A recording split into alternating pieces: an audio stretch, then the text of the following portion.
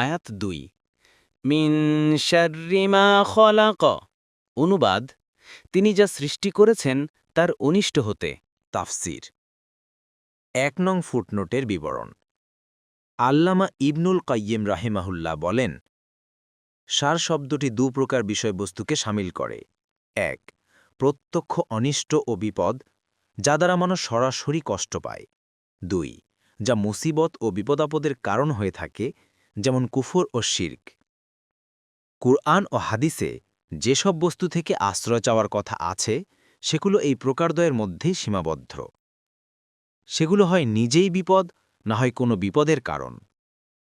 এখানে লক্ষণীয় যে তিনি যা সৃষ্টি করেছেন তার অনিষ্ট হতে আল্লাহর আশ্রয় চাচ্ছি।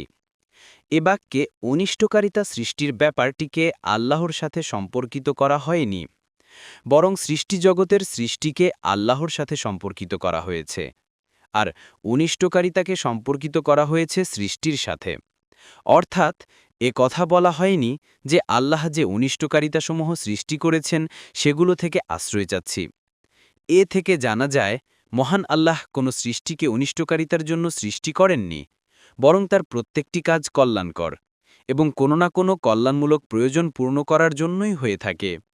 তবে সৃষ্টির মধ্যে তিনি যেসব গুণ সমাহিত করে রেখেছেন, যেগুলো তাদের সৃষ্টির উদ্দেশ্য পূর্ণ করার জন্য প্রয়োজন, সেগুলো থেকে অনেক সময়ে এবং অনেক ধরনের সৃষ্টি থেকে প্রায় অনিষ্টকারিতার প্রকাশ ঘটে।